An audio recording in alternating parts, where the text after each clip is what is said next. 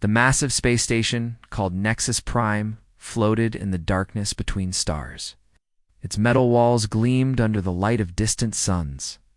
Inside the main meeting room, tension filled the air like smoke from a burning building. Commander Jake Sullivan sat at the human side of the long table. His weathered face showed no emotion, but his hands were steady on the table. Across from him sat three very different alien beings. The Zephyrian looked like a giant insect with black eyes that never blinked. The Nalani moved like water in its tank suit, blue skin rippling with each breath. The Vortec being appeared to be made of living crystal that sparkled with inner light. Ambassador Helen Brooks stood up slowly. She was a small woman with gray hair, but her voice was strong when she spoke. You cannot be serious about this demand. Earth will never surrender our home system. The Zephyrian clicked its mandibles together, making a sound like breaking bones. Your species has had 50 years to prove your worth to the galaxy. You have failed. Earth sits at the crossroads of 6 jump points. These routes are too important to leave in the hands of primitives, and Alani's voice bubbled like water over rocks. Your people consume resources faster than any species we have encountered. Your expansion into space threatens the balance we have maintained for thousands of years. The crystal being called Vortec spoke with a voice like wind chimes. The vote has been taken in the Galactic Council. Earth must choose. Surrender control of your system to joint administration or face the combined fleets of our 3 empires. Sullivan watched the aliens carefully. He had fought in border wars against pirates and raiders for 20 years. He knew the look of predators deciding how to divide their prey. But these aliens had no idea what they were really threatening. Helen Brooks sat down and pressed a small button hidden under the table. The signal would reach Earth in 6 hours through the quantum communication network, a network the aliens did not know existed. How long do we have to consider your generous offer? 72 hours, the Zephyrian said. After that, our fleets will begin moving toward your system. The meeting ended with cold politeness. The aliens left first, their footsteps echoing in the metal corridors. Helen and Jake waited until they were alone before speaking. They have no idea, do they? Helen asked quietly. Jake shook his head. They think we have 200 old ships and some orbital defense platforms. They've been watching our regular patrols for years. They believe that is all we have. Will it be enough? Will have to be. Far below the ice of Antarctica, Dr. Lisa Martinez received the emergency signal in her laboratory. The room was carved from solid rock, hidden beneath 3 miles of ice and snow. Banks of computers lined the walls, their screens showing data that no other human had ever seen. The message was simple. Execute Shadowfall Protocol. The time has come. Lisa had been waiting for this moment for 15 years. Since the day Earth's explorers first brought back alien wreckage from a pirate attack in the outer colonies. Since the day she realized that human minds could understand and improve alien technology in ways the aliens themselves never imagined. She walked to the main control panel and placed her hand on the scanner. Red lights began flashing throughout the facility. Deep in the earth, massive machines started to hum with power. Above her, the regular world continued as normal. People went to work, children played in parks, and news programs talked about trade negotiations with alien partners. None of them knew that their planet was about to be attacked by half the galaxy. The alien fleets had been gathering for months at the edge of human space. The Zephyrian hive ships looked like giant hornets made of black metal. Each one carried 1 million warrior drones ready to swarm over human cities. The Nalani fleet moved like a school of silver fish, their ships able to change shape during battle.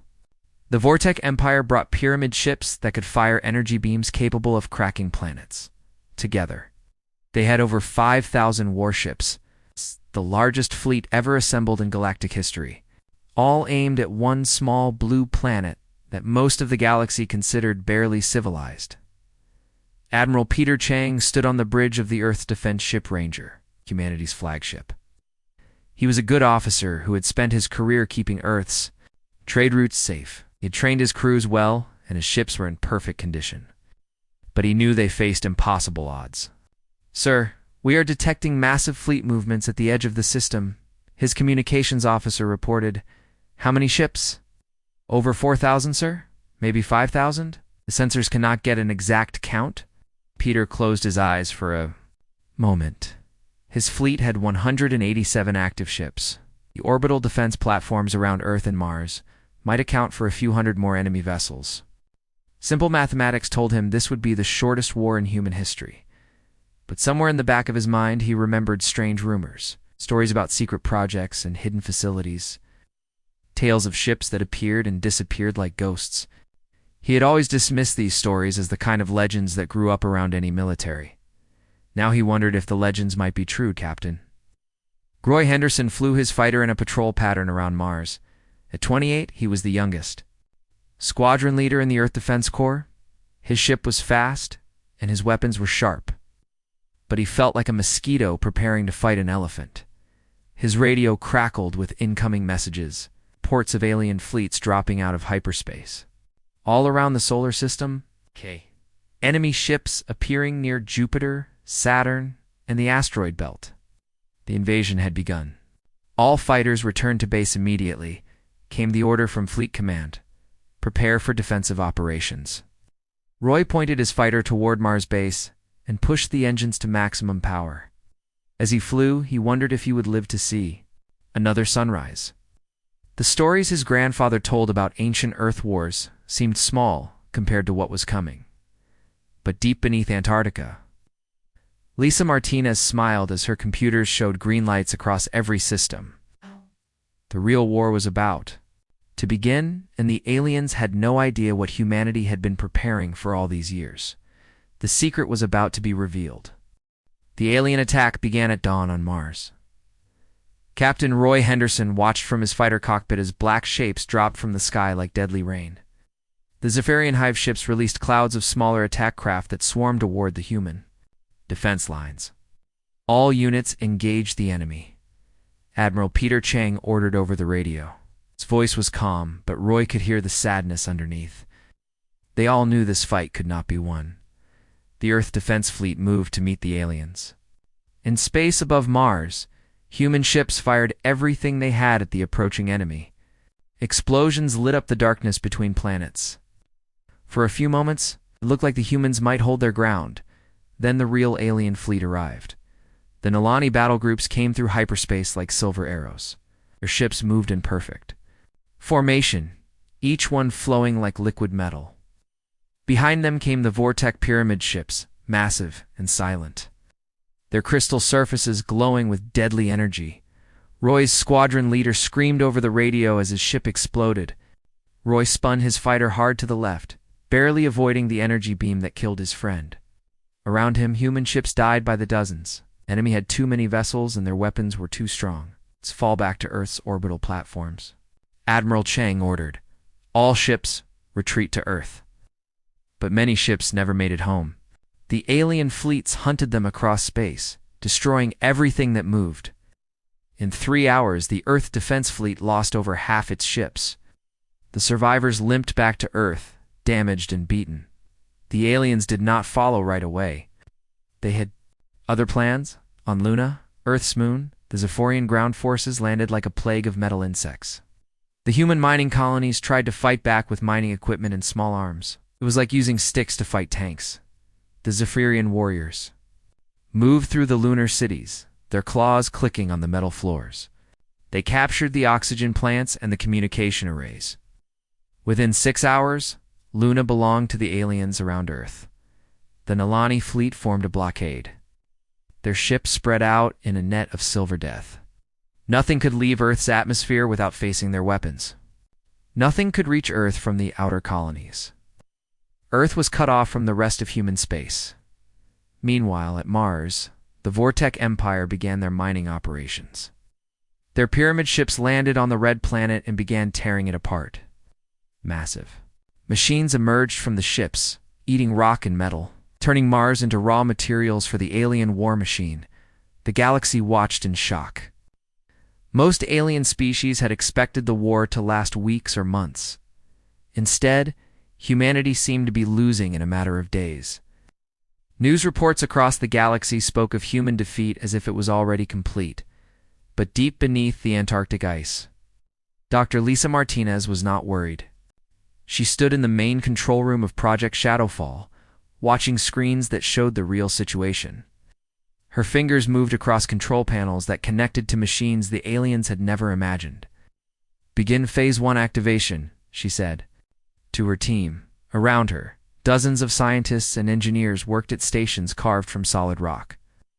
These people had lived underground for years, perfecting technology that could change the balance of power in the galaxy. They had made sacrifices that the world above would never know about. Captain Amy Foster felt the familiar tingle as her ship began to shift from fold space into normal reality.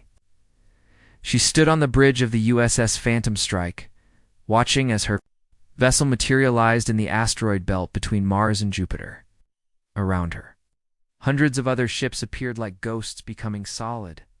The secret fleet had been hiding in fold space for years. Each ship was built using technology that combined human engineering with alien science. But these were not copies of alien designs. Human minds had taken alien concepts and made them better. Amy's ship looked like a small frigate from the outside. The enemy sensors would register it as a minor threat. But hidden inside its hull were systems that could transform it into something much more dangerous. The ship's metal was alive, able to reshape itself during battle. Its weapons could phase through enemy shields. I could learn enemy tactics and develop counters in real time. "All ships, this is command," came the voice of Commander Jake Sullivan over the quantum communication system. "Begin Operation Ghost Strike. Show them what humanity has really been building." Amy smiled. She had been waiting for this moment for 5 years. She and her crew had trained in fold space, fighting simulated battles against every known alien ship design. They knew enemy tactics better than the enemies themselves. "Course for Earth," she ordered. "Target the Nalani blockade fleet. Let us introduce ourselves." Lieutenant Ben Parker sat at his communication station aboard Jake Sullivan's command ship, USS Liberty's Edge. This massive vessel had been built in the hidden shipyards of Fold space, using materials mined from asteroids that existed in parallel dimensions. "Sir, the Phantom Strike is beginning her attack run," Ben reported. On the main screen, they watched as Amy's ship approached the Nalani blockade. The alien ships detected the small human frigate and moved to intercept it.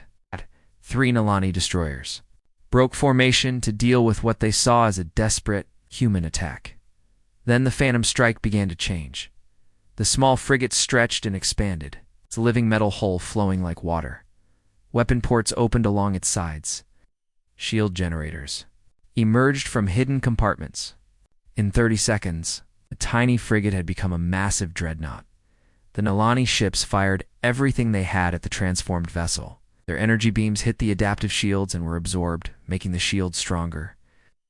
The Phantom Strike fired back with weapons that passed through the Nalani shields like they were not there. 2 Nalani destroyers exploded. The third tried to retreat, but the human ship was faster.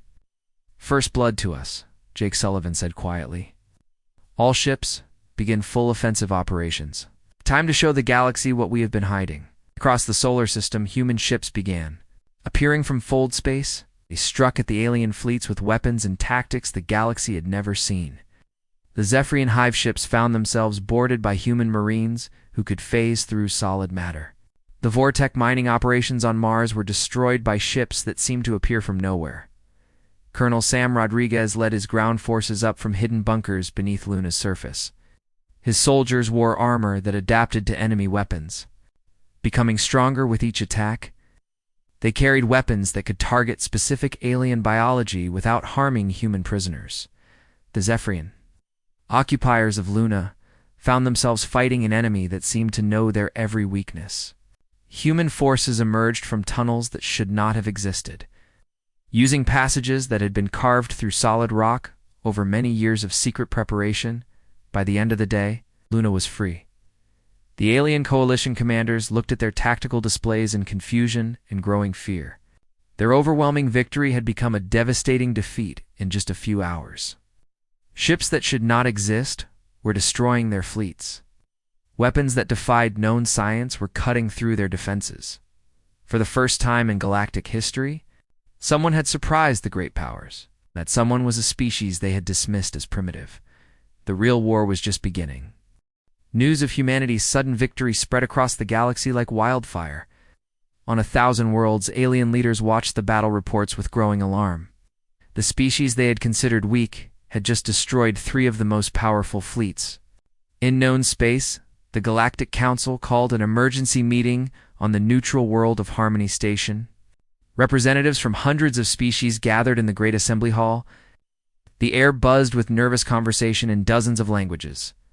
"How is this possible?" demanded the Andromedian ambassador, his tentacles writhing with agitation. "Our intelligence reports showed humans had less than 200 ships." "Clearly our intelligence was wrong," replied the Centaurian delegate. Her bird-like features showed deep concern. "The question now is what else we do not know about this species." On Earth, Dr. Kevin Walsh stood in his laboratory looking at pieces of alien technology spread across metal tables. These fragments had been collected 15 years ago after a battle with space pirates near the outer colonies.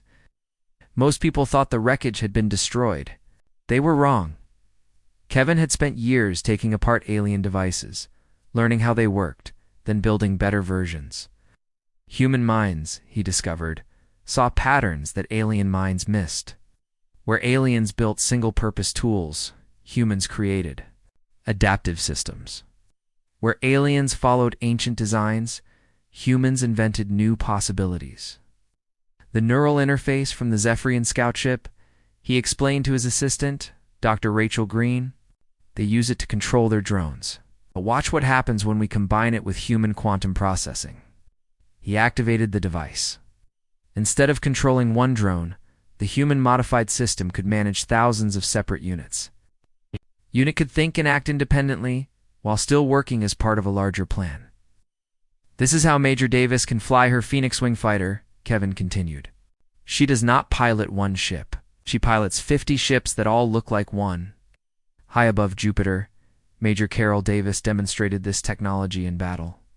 The Vortec Empire had brought a mining fleet to harvest the gas giant's moons. 20 massive pyramid ships worked with hundreds of smaller vessels and turning solid rock into raw materials. Carol's Phoenix Wing appeared as a single small fighter approaching the alien fleet. The Vortex ships barely noticed it. One fighter against hundreds of ships seemed like a joke. Then the Phoenix Wing began to split. The single ship became 2, then 4, then 8. Each new ship was solid and real, not a hologram or illusion. Carol's consciousness spread across all the vessels, controlling them as easily as a person controls their own hands. The Vortec fleet suddenly faced 50 attacking ships where they had seen only one.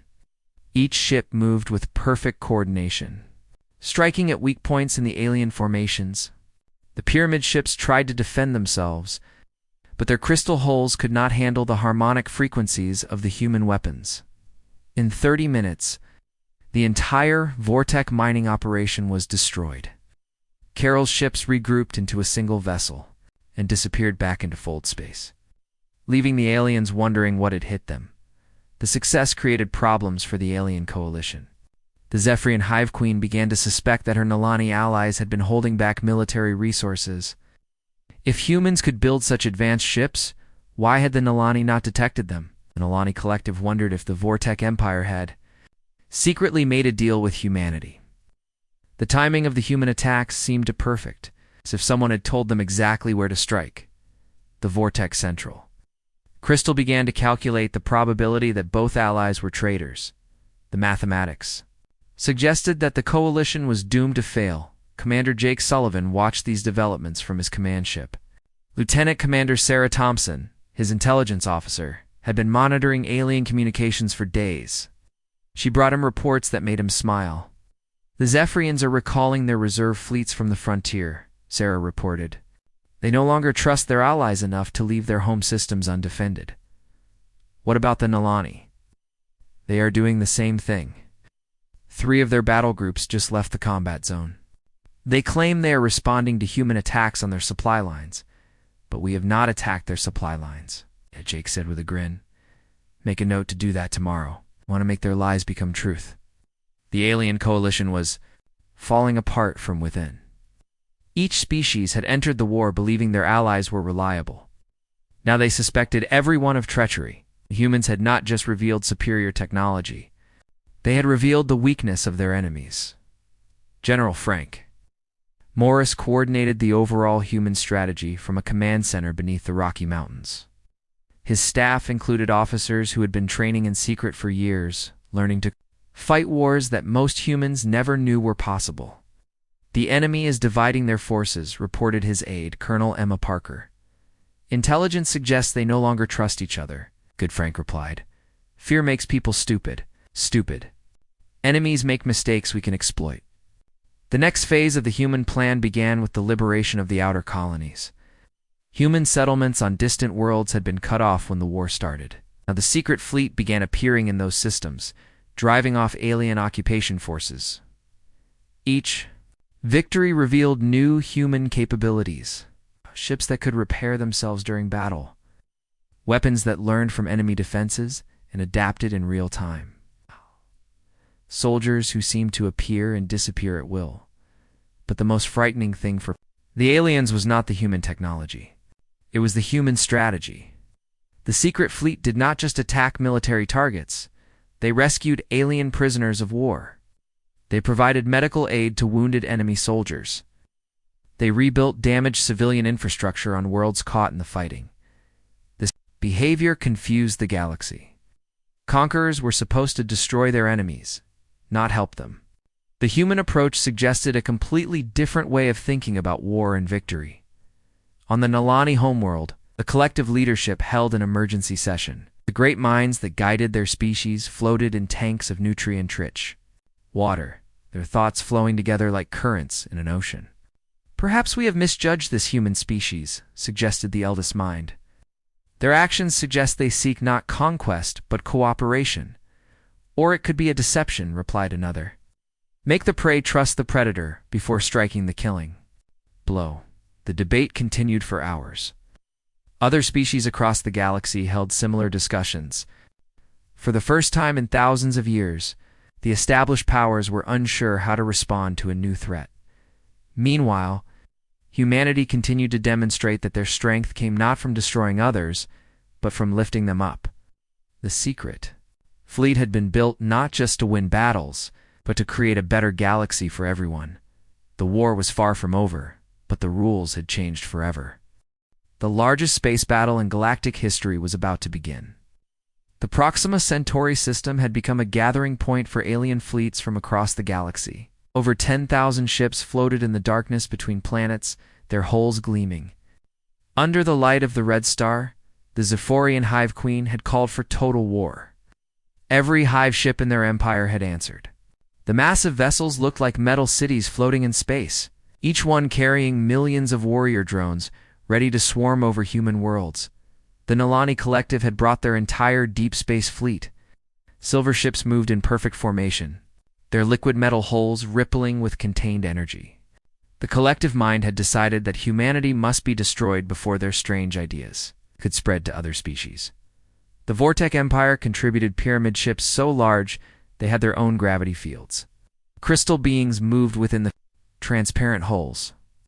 Their thoughts focused on a single goal: reduce the human threat to cosmic dust. Admiral Victoria Hayes stood on the bridge of her flagship, watching the enemy fleet through the main viewer. She was young for an admiral, only 35, but she had spent years training in fold space battles that prepared her for this moment. "Enemy count is confirmed at 10,400 ships," reported her tactical officer. "They have us outnumbered 5-1. Victoria smiled. The aliens still thought they were facing only 2,000 human vessels. They had no idea what was really coming. "Signal the fleet," she ordered. "Begin quantum multiplication protocol." Across the human battle line, something impossible began to happen. Each ship started to shimmer and split, like looking at a reflection. In broken glass, USS Horizon's Dawn, Captain Ryan Cooper's massive carrier, became 10 identical ships. The destroyer USS Thunderstrike became 20 copies of itself. The alien sensors went crazy trying to count the human fleet. 2,000 ships became 4,000, then 8,000, then 20,000. Each copy was fully functional, equipped with real weapons and real shields. The aliens had never seen anything like it, the greatest scientists had theorized about quantum duplication, but no one had ever made it work. The energy requirements should have been impossible to meet, but humans had found a way. Chief Engineer Alex Johnson had designed quantum field generators that borrowed energy from parallel dimensions. Each ship could create temporary copies of itself. By pulling matter and energy from alternate realities, the copies would only last for a few hours, before fading back into quantum foam. But a few hours was all they needed. All ships, engage the enemy, Victoria ordered. The battle began with a thunderclap of energy that lit up the entire star system. 20,000 human ships charged into the alien fleet like a wave of silver. Death. Weapons fired in every direction, creating a light show that could be seen from planets dozens of light years away. Captain Ryan Cooper's carrier ship revealed another human secret. The USS Horizon's Dawn opened massive bay doors that should not have been able to fit inside its hull. From these bays came not just fighter craft, but entire space stations, orbital defense platforms, and manufacturing facilities. The carrier contained a pocket dimension, where millions of human volunteers had been living and working for years. These people had built entire cities in fold space, creating a mobile civilization that could be deployed anywhere in the galaxy.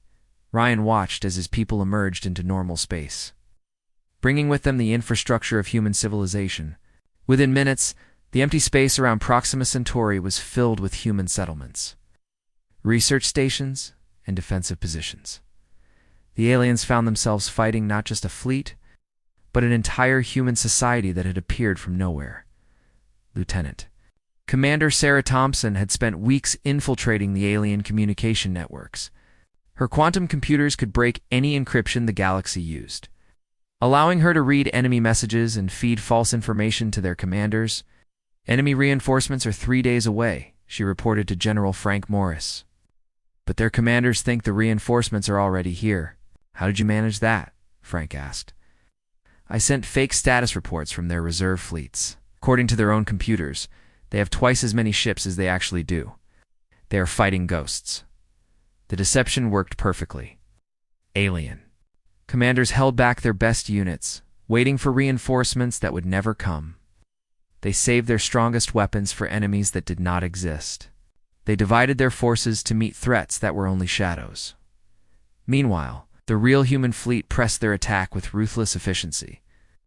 The Zephyrian Hive ships found themselves boarded by human marines who could phase through solid matter. The marines appeared inside the ships like ghosts, capturing key systems before the aliens could respond. The Nalani battle formations collapsed when their command ships were destroyed by weapons that passed through their shields.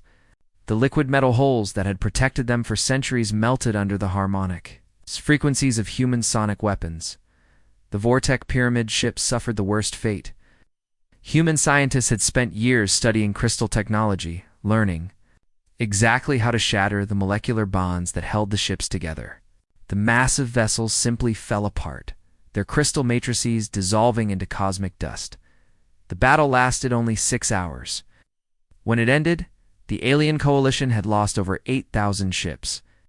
The human fleet had lost less than 50 vessels, and most of those were temporary quantum copies that were going to fade anyway.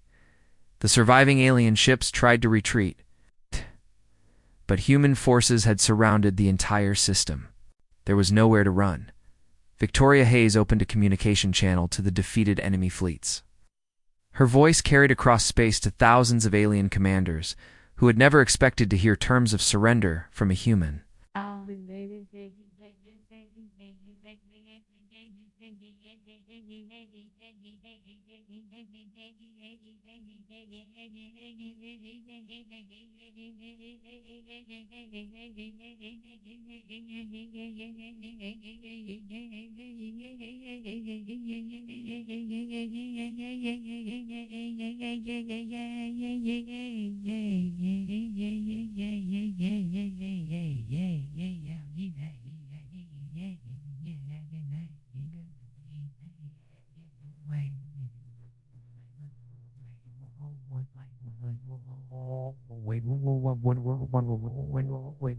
I can wear, listen to where, while go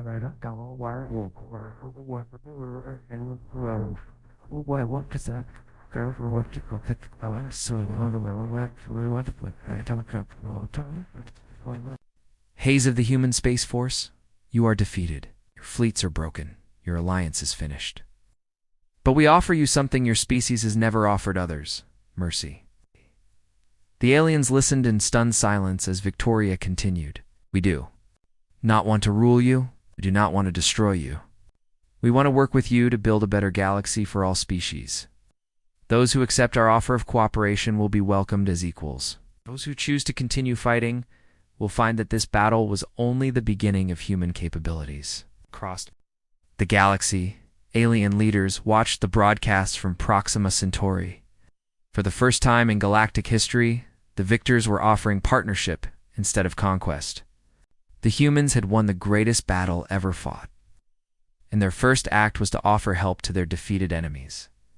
Some species immediately accepted the human offer. Others needed time to consider this strange new approach to victory. But everyone understood that the galaxy had changed forever. The age of human leadership had begun. 6 months after the Battle of Proxima Centauri, the galaxy looked very different. The old Galactic Trade Federation had dissolved, replaced by something new and strange: the Cooperative Defense Alliance. Ambassador John Mitchell stood before the rebuilt Galactic Council on Harmony Station. The great assembly hall buzzed with nervous energy as representatives from 800 species waited to hear humanity's proposal for the future. John was not a military man like Jake Sullivan or a scientist like Lisa Martinez. He was a teacher from Ohio who had spent his life helping people understand each other. Now he faced the task of helping entire species learn to work together. The war is over, John said, his voice carrying clearly through the translation systems. We could have conquered you. We could have made you our slaves. We could have done what every other galactic power has done for thousands of years. We choose a different path. Behind him, a massive screen showed images from across the galaxy. Human ships working alongside former enemies to rebuild damaged worlds. Human engineers teaching alien species how to use quantum technology for peaceful purposes. Human doctors providing medical care to refugees from the war. We offer you partnership, John continued. Not as masters and servants, but as equals, working toward common goals. Those who join the alliance will share in our technology. In return, we ask only that you use it to help others, not to harm them. The Andromedian ambassador raised a tentacle. What guarantee do we have that humanity will not use this technology to control us later? John smiled. The same guarantee you have always had with any alliance: trust built through shared actions. But we offer something more: open access to our research, shared control of our defense systems, and the right of any member to leave the alliance at any time. His last statement caused a stir throughout the assembly. No galactic power had ever offered member species the right to leave freely. The very idea seemed impossible to most aliens. Dr. Rachel Green worked in her laboratory on the Space Station New Harmony, humanity's first joint research facility with alien species.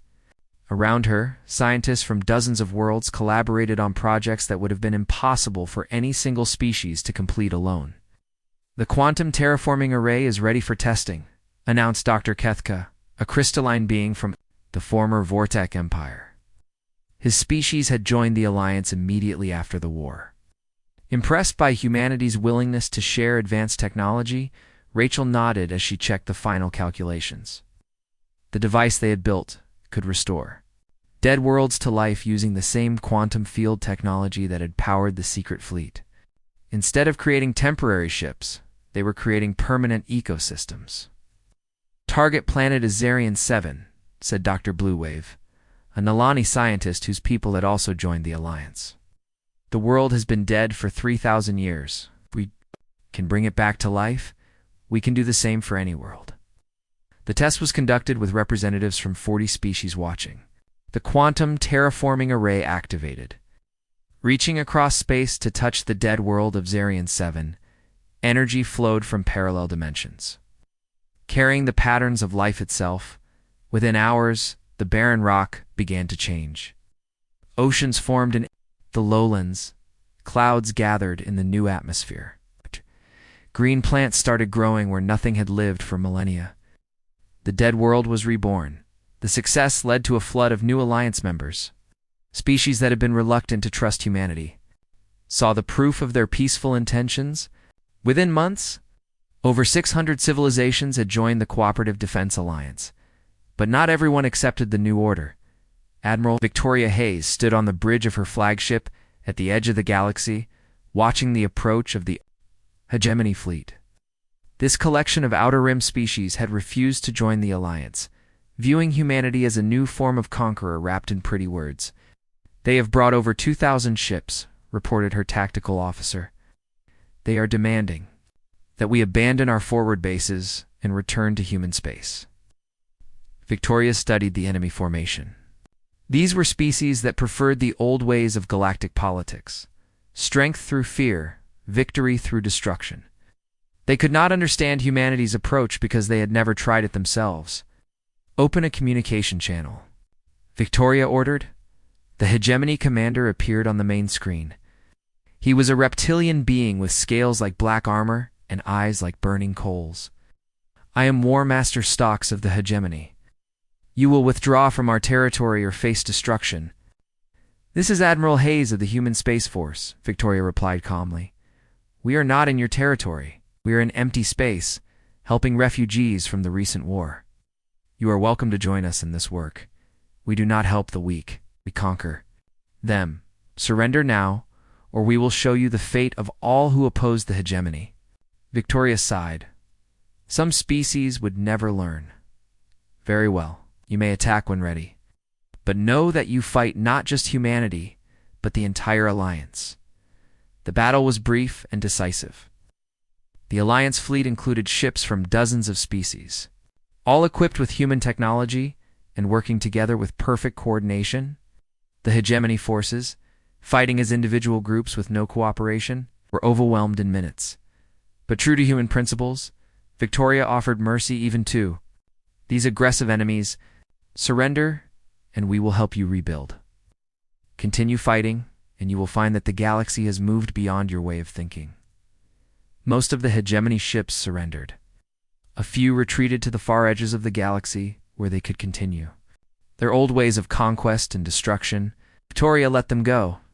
The galaxy was large enough for different approaches to exist, as long as they did not threaten the peaceful majority. 3 years after the war, Earth hosted the first Galactic Unity Festival. Beings from 1,000 worlds gathered in floating cities above the planet's surface, celebrating the new age of cooperation that humanity had made possible. Jake Sullivan, now retired from active military service, walked through the festival with his granddaughter. She was too young to remember the war. Growing up in a galaxy where different species worked together as naturally as breathing. "Grandpa Jake," she asked, "why did the aliens want to fight us in the first place?" Jake smiled as he watched a group of human children playing with young Zephyrians, Nilani, and Vortec beings. "They were afraid, little one. They thought that to be strong you had to make others weak. They did not understand that real strength comes from helping others become strong too. But we taught them better, right? We showed them a different way. And now look at what we have built together." Around them, the festival continued with music from 100 worlds, art that combined the best of countless cultures, and technology that solved problems no single species could have handled alone. The secret fleet had been retired, transformed into exploration vessels and research stations that pushed the boundaries of known space. Dr. Lisa Martinez, now in her 70s, stood on the observation deck of the research station Deep Horizon. The station existed partially in normal space and partially in fold dimensions, allowing scientists to study the fundamental nature of reality itself. "The war taught us something important," she said to her assistant. "The greatest discoveries come not from fighting each other, but from working together." Every species sees the universe differently. When we combine those different viewpoints, we see things that none of us could see alone. The galaxy had indeed changed. A war still happened, but they were small conflicts quickly resolved by Alliance peacekeepers. Poverty and disease were disappearing as advanced technology spread to every world. Species that had been enemies for millennia were learning to be friends, and at the center of it all was a small blue planet, where a species had learned that true victory came not from defeating your enemies, but from turning them into allies. The secret of humanity's success was finally revealed. They had discovered that the universe was big enough for everyone to win.